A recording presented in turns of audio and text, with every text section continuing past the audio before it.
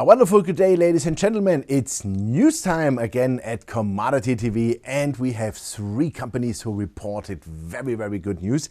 And so we want to go on to Altona Mining, South American Ferrometals, and on Inca 1. So let's start with Altona. Altona delivers the first full year profit. Altona Mining Limited announced their first full year profit as a miner with a profit after tax of 12.6 million Australian dollars for the fiscal year 2013.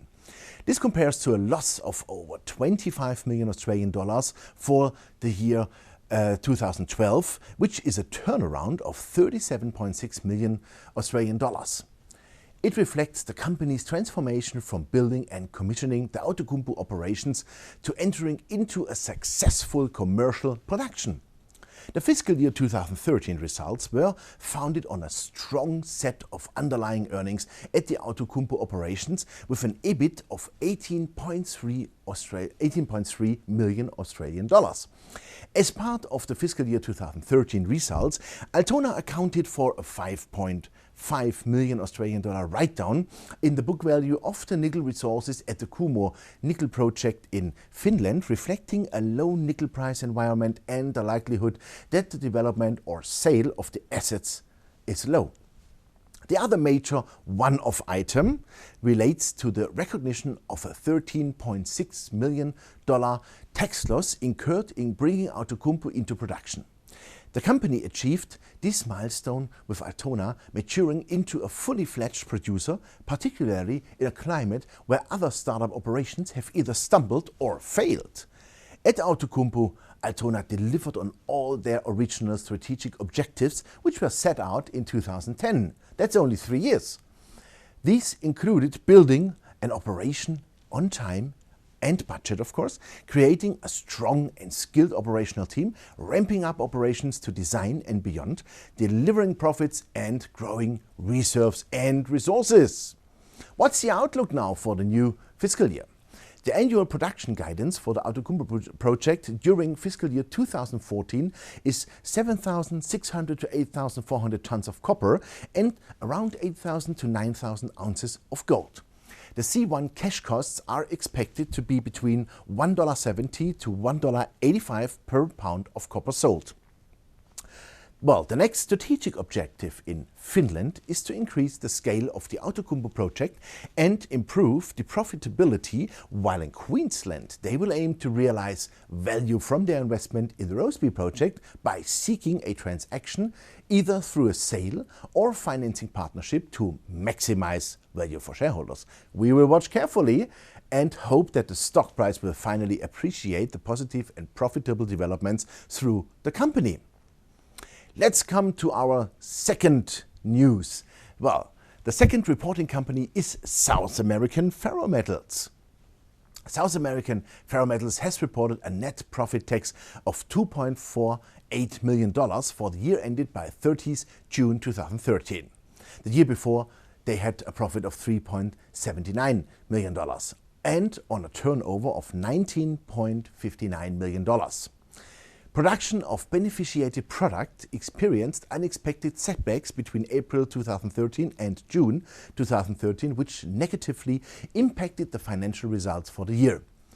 These difficulties were caused by a combination of factors, including a late, prolonged and heavy rainy season that resulted in water reticulation problems, as well as poor water quality that impacted the performance of the cone crusher.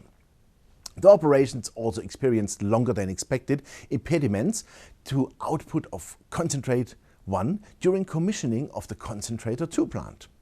South American Ferrometals has implemented effective and sustainable water management improvements and has installed additional maintenance programs. Production has steadily improved after year-end, with record monthly beneficiated production achieved in August 2013, and it is expected to continue to increase in the coming months. Earnings before interest, depreciation and amortization, which is called the EBITDA, for the period amounted to $3.1 million, which fully funded the Concentrator 2 construction that was completed on 26 April 2013. The group's balance sheet remains strong with shareholder equity of $22.4 million. In June 2013, South American Ferrometals raised a 2-year loan of $15 million from Deutsche Bank, which was fully drawn down after year-end. The loan facility, together with forecast cash to be generated from operations, is expected to provide South American Ferrometals with the necessary funds to complete its bankable feasibility study, which is called a BFS, for the proposed expansion to 8 million tons of iron ore during the current financial year. During the financial year ended by 30th June 2013, South American Ferrometals achieved significant milestones in its goals of becoming an 8 million ton ROM iron ore producer. These included the upgrade of its Ponte Verde York resource to 301 million tons, entering in a memorandum of understanding with MRS to develop a rail transportation logistics solutions, as well as concluding an agreement with Logicam's consultants for the final scope of work of its BFS. The company successfully completed construction of their second concentrator, which has significantly increased the production capacity and total mass recovery of their operation, as well as providing South American Ferrometals with sustainable operating cash flow to fund its growth plans. 2013 and 14 could be the key year for the company if they can achieve their proposed developments. Let's come to our third company. Not yet a producer, but started production already. Inca 1 completes the plant upgrades and begins the mill commissioning at Chala 1. The Phase 1 upgrades on the Chala 1 plant are complete, and milling has commissioned on the 25 ton per day carbon and leach CIL gold recovery plant. The completed Phase 1 expansion program included a full refurbishment of the plant, installation of the necessary infrastructure for 25 tons per day continuous milling capacity, and construction of a permanent 16-person camp and office. The former involved upgrades of all existing plant circuits, electrical, motors and equipment, and installation of a 6 CIL tank. These advancements promote a continuous 25 ton per day capacity while enabling Inca 1 to double milling capacity in the future at minimal costs. The addition of the 6 CIL tank increases process flexibility by allowing the plant to process high-grade gold ore and maximize recovery. With Phase 1 now complete, the company will focus its efforts on generating cash flow from processing high-grade ore from the company's Corizona mine and other Peruvian gold mining operations, meaning toll milling.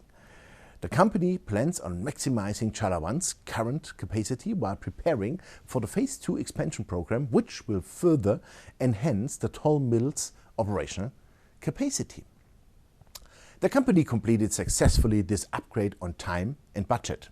They had luck, of course, to acquire this mill in Chala in Arequipa, which is only 3 kilometers from the Pan-American Highway. Also, the local government's support in helping them to build a responsible, environmentally safe ore processing plant is a positive advantage for the company. Now they can execute on production, cash flow, expanding operations, and further consolidate additional permitted milling operations. The company is in good talkings with financial institutions to finance the next phases of the company developments. We will watch this very close as Inca 1 pursues a new business approach in Peru, and it looks like that they can succeed. So we will watch out for it. That was Jochen Staiger, Commodity TV. That was our news update in a comprehensive version. Thanks for watching us, and bye-bye.